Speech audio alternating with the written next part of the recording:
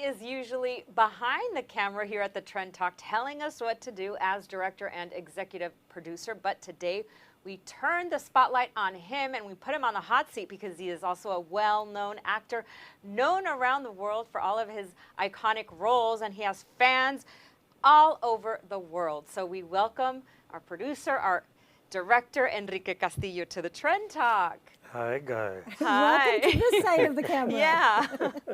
Well, okay, let's start. The more familiar part. The more familiar part, exactly. Let's start because you've gone from farm worker to graduate of Berkeley University. You were with Luis Valdez's world-renowned Teatro Campesino, where you trained with the best, and you traveled the country and Europe promoting Chicano film, Chicano studies, Chicano work. What prepared you in those days to do the work that you do now with over 100 projects in film, television, and theater? What prepared me? Being a Chicano. Really? Explain that. No, actually, it was the perseverance. Going back to the farm worker days, there was something my father told me, which was, cuando te agaches, no te levantes porque es más difícil después. Translated means, once you bend over, don't get up because it's going to be twice as hard to get down again. So the perseverance has always been there. And then the training with El Teatro Campesino, which of course in those days, you were literally outdoors performing on flatbed trucks, on concrete stages in the middle of plazas. So the touring overseas, all of that grueling work that you have to do, because in the teatro you had to not just perform, but you also had to grow as an artist, become a musician, start directing, writing. And that's what I was going to say. You learned to do all of that while you were with the Teatro Campesino. Right.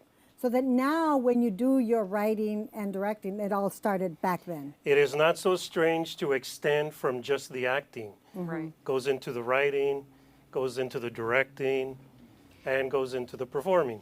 And of course, you've been involved in a lot of really important stories here about the American Latino experience. Like in theater, you were in Zoot Suit. You were also in a lot of Gregory Nava's films, like the one that was nominated for an Oscar, El Norte, or won an Oscar, or nominated for an Oscar. Nominated. It should have won the Oscar. It should have. And Mi Familia. What other American Latino stories still need to be told? Wow.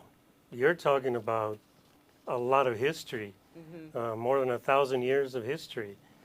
Latinos were on this continent before the Anglo came, right? They're already building a civilization out here in the West and in the Southwest. So all of that history has yet to be told besides Zorro. Right. Or something about the Alamo. It wasn't until very recently that Billy Bob Thornton, who I'd worked with actually, did a more closer historical version of the Alamo because it was based on a more historic book. I think it was called The Blood of Noble Men. And it was told from the perspective of the Mexicanos because they used a lot of journals to write that book. And so the Mexicans were writing their journals and they used some of that in order to write the book, and then Billy used it for the film. Speaking of Billy Bob Thornton, he was in that iconic movie Blood In, Blood Out. Right. In which you were He was Lightning. He played Lightning. And you played Montana, which is one of the most iconic figures in Chicano films. And it was about Chicanos. And that story, why do you think it still resonates with people? Well, this was done in 1993. So yes, it's still not just in the U.S., all over the world. Well, the important part of that story is the way it ends. And it's in that helicopter shot where it's about El Pino. And of course, the tree is symbolic of family. And that's what the movie really is all about. Family, supporting each other, struggling together, uplifting each other, and not forgetting that we need each other. We may be on different sides of politics, we may be on in different religions, But all the same, we're still struggling to survive in this country, in this world. Your character in Blood In, Blood Out, Montana, resonates with audiences all over the world, but especially with Chicano audiences.